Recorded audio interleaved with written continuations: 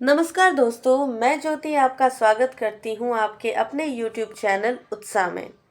तो आज की वीडियो में हम जनसंचार को पढ़ेंगे, जो आपके पाठ्यक्रम के अभिव्यक्ति और माध्यम का हिस्सा है और क्लास 11th और 12th के लिए दोनों के लिए ही बहुत ही महत्वपूर्ण है।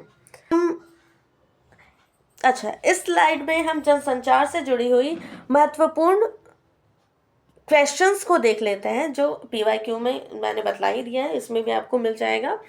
ठीक है, ये क्वेश्चन बहुत बार पूछा गया है कि जनसंचार की विशेषताओं का उल्लेख करें। ये जनसंचार, ये जो है, ये इम्पोर्टेंस क्या है, क्यों विशेष है ये, माफ़ कीजिएगा एक मिनट, क्यों विशेष है ये, है ना। तो इसका उत्तर है कि जनसंचार तकनीकी माध्यमों के कारण अन्य प्रकार के संचारों से भिन्न है और विशिष्ट होता है। इसकी कुछ विशिष्टताएं इस प्रकार हैं। क्या है? सार्वजनिकता। जनसंचार की प्रकृति सार्वजनिक होती है। इसमें संचारक और प्राप्तकर्ता के मध्य किसी प्रकार का प्रत्यक्ष या सीधा संबंध नहीं होता है। एक ही कार्यक्रम एक ही समय में देश विदेश के अनेक नगरों में अनेक वर्गों के लोग देख रहे होते हैं। इन कार्यक्रमों में सभी की रुचि सार्वजनिक महत्व के कारण होती है। तो यहाँ पे सार्वजनिकता, ठीक है, मतलब ये आप ये देखिए, इसमें संचारक और प्राप्तकर्ता के मध्य किसी भी प्रकार का प्रत्यक्ष या सीधा संबंध नहीं होता है। जैसे आप YouTube में हैं तो YouTube में यूट्यूबर और जो देख रहे हैं वीडियो को, उसका सीधा प्रत्यक्ष संबंध नहीं होता है। ठीक है, लेकिन जब कोई वीडियो डाली जाती है YouTube में, तो वो देश के लोग भी देख सकते हैं, विदेश के लोग भी देख सकते हैं, अनेक नगरों के लोग भी देख सकते हैं। ठीक है, और इन कार्यक्रमों में सभी की रुचि सार्वजनिक महत्व के कारण होती है। ठीक है, ये हो गया। अच्छा, यहाँ पर ये है ना कि जैसे इसमें आप रिप्लाई नहीं कर सकते हो। जनसंचार में रिसीवर जो है वो उत्तर नहीं दे सकता है, बातचीत नहीं होती है, दोनों तरफ से होती है ना, कि रिसीवर आपको फीडबैक दे रहा है, वह ऐसा नहीं होता है। जैसे हम YouTube का उदाहरण लेते हैं, इस वीडियो को आपने देखा, अब मैं वीडियो जब बना रही हूँ उसी समय तो आप रिप्लाई करोगे नहीं, बातचीत हो नहीं रही है। ये बहुत समय हो जाएगा, उसके बाद फिर आप कमेंट कर सकते हो, है ना, फिर मैं रिप्लाई दे सकती हूँ। ये बातचीत का ये नहीं है, ये फीडबैक। चलिए, अब बहुत समय के बाद यहाँ पर क्या हो जाता है कि उत्तर दिया जा सकता है। ठीक है, चलिए, YouTube में तो आपको कमेंट का एक ऑप्शन दिया हुआ है। और यही अगर हम लोग बात करते हैं टेलीविज़न का, तो क्या टेलीविज़न में कोई न्यूज़ दिखा रहा है, कोई डिबेट हो रहा है, नेता जी आए हुए हैं, कुछ बात कर रहे हैं, तो क्या आप टेलीविज़न में बातचीत कर सकते हो, अपने विचार रख सकते हो? नहीं, आप बस सुन सकते हो, है ना। तो यहाँ पर क्या होता है कि फीडबैक नहीं दे सकते हैं। हाँ, सर्वे हो सकता है। जैसे YouTube में आप देखोगे कि बहुत बार वीडियोस में आप क्लिक करोगे, वीडियोस आप देखोगे तो उसमें कुछ सर्वे आता है कि ये ऐड आया है कि नहीं, क्या आपने इस ऐड को वॉच किया है कि नहीं। तो ये छोटा सा सर्वे हो सकता है, लेकिन बातचीत जनसंचार में नहीं होती है। ठीक है, चलिए, दूसरा जो है, दूसरी विशेषता देख लेते हैं, अत्यधिक व्यापकता। अब क्या होता है? जनसंचार माध्यमों के व्याप की संभावना करोड़ों अरबों तक हो सकती है। क्रिकेट का खेल हो, विशेष राजनीतिक सामाजिक अवसर हो, इसका दर्शन करोड़ों लोग एक साथ कर सकते हैं। जनसंचार एक समय में ही बहुत सारे लोगों तक पहुंच सकता है। ठीक है, औपचारिक संगठन। जनसंचार के सभी माध्यम किसी एक व्यक्ति द्वारा नहीं, अपितु एक औपचारिक संगठन द्वारा चलाए जाते हैं। जैसे समाचार पत्र, कोई एक व्यक्ति तो नहीं चलाता, कोई एक पर्सन का समाचार पत्र नहीं हो सकता है ना, वो उसमें बहुत सारे ग्रुप उस ग्रुप में बहुत सारे लोग रहते हैं, सबके विचार रहते हैं, है ना। तो समाचार पत्र विभिन्न प्रकाशन समूहों द्वारा चलाए जाते हैं। हिंदुस्तान समूह, जागरण, ऐसे ही प्रकाशन समूह है। अब देखिए रेडियो, दूरदर्शन आदि भी ऐसे ही संगठनों द्वारा संचालित होते हैं। दूरदर्शन में आप न्यूज़ चैनल्स देखोगे तो कोई एक न्यूज़ चैनल नहीं है। टेलीविज़न में सिर्फ एक न्यूज़ चैनल कोई एक पर्सन नहीं चलाता है। दूरदर्शन टेलीविज़न में आप बहुत सारे न्यूज़ चैनल देखोगे, उसमें बहुत सारे लोग होते हैं और जो उसमें बहुत सारे लोगों का योगदान होता है ना। और उसको फिर बहुत सारे लोग देखते भी हैं। चलिए यहाँ पर देख लेते हैं द्वारपालों का नियंत्रण। द्वारपाल क्या है? हम किसी भी जनसंचार माध्यम में अनेक द्वारपाल गेट कीपर होते हैं। ये द्वारपाल प्रकाशित या प्रसारित होने वाली सामग्री का निर्धारण तथा नियंत्रण करते हैं। समाचार पत्रों के संपादक, सहायक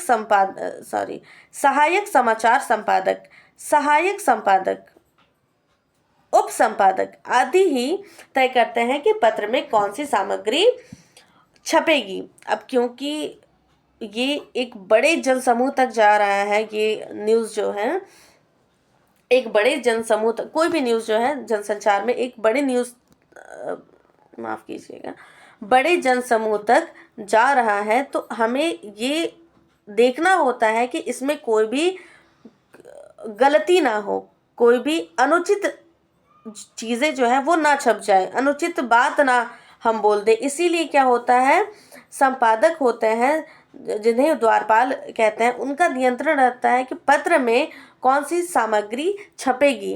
कहीं हम फेक न्यूज़ तो नहीं बतला रहे हैं, कहीं हम कोई ऐसा न्यूज़ तो नहीं ये कर रहे, स्प्रेड कर रहे हैं कि फैला रहे हैं जो समाज में बुरा असर कर दे, है ना, बुरा असर फैला दे। तो द्वारपालों का नियंत्रण इसमें बहुत महत्वपूर्ण होता है। ठीक है।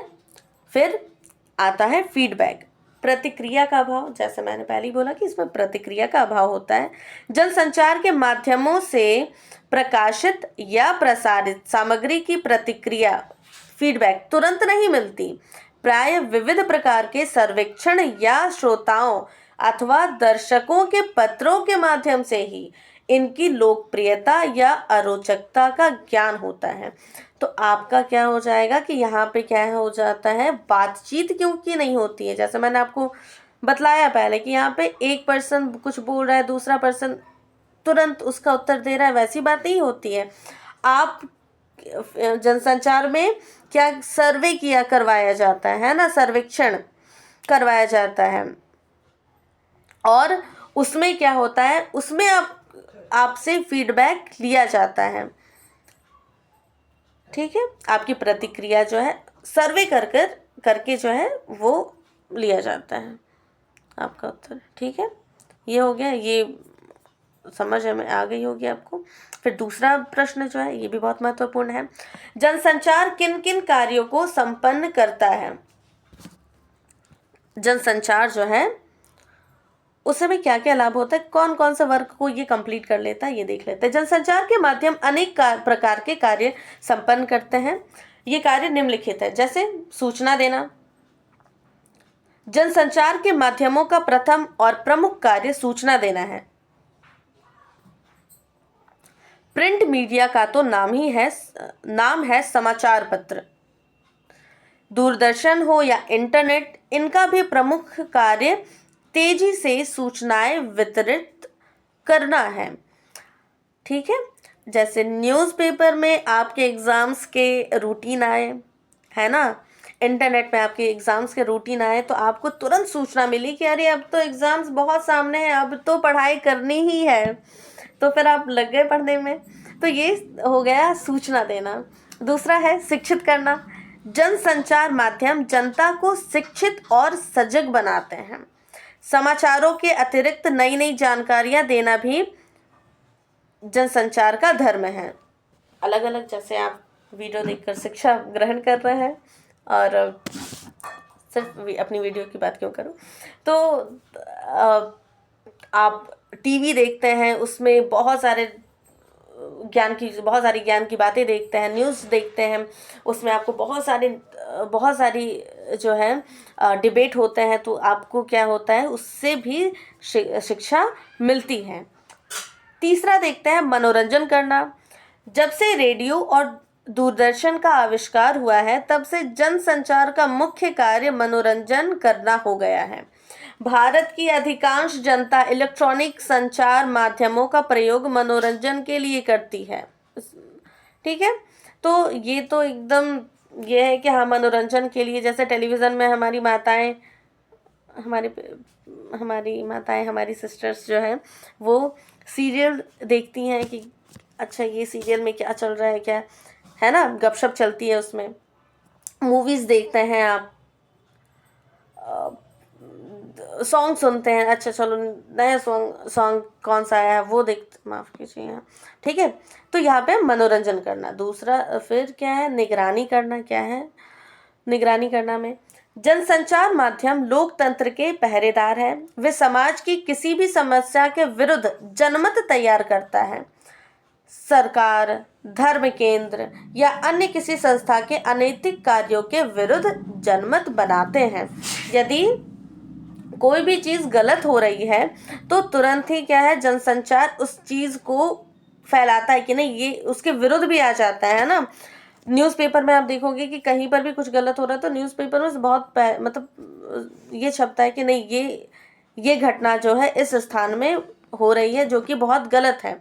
लोगों को अवेयर करता है कि किसी भी स्थान में कोई भी घटना हो रही है तो ये कुछ गलत घटना है, जिसके विरुद्ध जो है आपको खड़ा होना है। आपको समझ में आता है कि समाज में आप किस प्रकार स्टैंड ले सकते हो, है ना। तो निगरानी करना, और हम भी अवेयर हो जाते हैं, है ना, हमें सूचना प्राप्त होता है, हम अवेयर हो जाते हैं और समाज एक सही दिशा में बढ़ता है। फिर दूसरा जो ये है पॉइंट है, एजेंडा तय करना। एजेंडा तय करना में क्या है कि जनसंचार माध्यम योजना पूर्वक किसी मुद्दे को उठाकर उसे देश समाज के केंद्र में ले आते हैं। वे सरकार तथा समाज के प्रतिनिधियों के मत देकर तथा मुद्दों की व्यापक महत्व देकर समाज को किसी खास दिशा में मोड़ देने का प्रयत्न करता है। ठीक है, एजेंडा तय करना, आपकी जो भी समस्या है, अब तो बहुत अच्छा हो गया ना कि आप फीडबैक दे सकते हो, है ना। आप ऑनलाइन ही अपने एप्लीकेशंस जो है, अपनी जो प्रॉब्लम्स है वो सरकार से ये कर सकते हो, बोल सकते हो, है ना, अपने फीडबैक दे सकते हो। तो आपकी बात जनसंचार के माध्यम से ही सरकार तक पहुंचती है और सरकार की बातें समाज तक पहुंचती है। तो एजेंडा उनको भी सरकार को भी ये मालूम रहता है, ये मालूम करने में सहायता मिलती है कि समाज में जनता को क्या आवश्यक है, क्या समस्याओं को वो फेस कर रहे हैं, है ना। अगला पॉइंट है विचार विमर्श करना। जनसंचार के माध्यम विभिन्न मतों पर विचारों का आदान प्रदान भी कराते हैं। एक और मुख्य संपादकीय लिखकर तथा प्रसिद्ध विद्वानों के लेख छापकर जनता को प्रभावित करते हैं। दूसरी ओर पाठकों की आवाज भी समाचार पत्र, पत्रिका, दूरदर्शन में व्यक्त होती है। इस प्रकार जनसंचार माध्यम एक विचार मंच बन जाता है ना।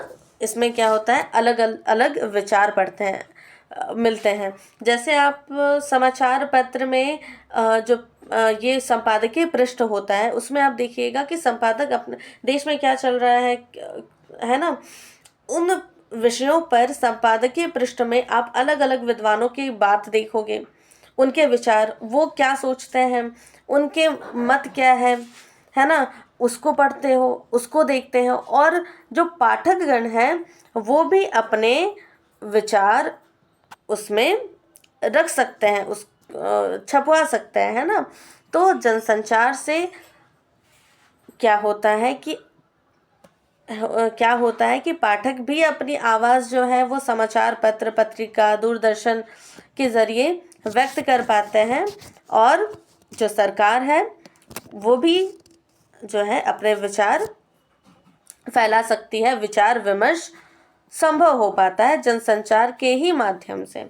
ठीक है, तो ये हमारा सेकंड क्वेश्चन हो गया। हाँ, ये जनसंचार किन किन कार्यों को संपन्न करता है, ये हमने बहुत अच्छे से समझा है और जनसंचार की विशेषताओं को भी समझ लिया है। मुझे लगता है कि जनसंचार जो विषय है ये पूरा हो चुका है ना। तो इस वीडियो में मैंने आपको जनसंचार और संचार दोनों बहुत अच्छे से समझाने का प्रयास किया है। अगर आपको इस चैनल से और जुड़े रहना है, अगर आपको ये वीडियो अच्छी लगी तो इसे लाइक कीजिए, अपने विचार हमारे तक कमेंट के माध्यम से पहुंचाएं और ऐसी ही वीडियो के लिए हमारे चैनल को सब्सक्राइब करें। धन्यवाद। जय हिंद।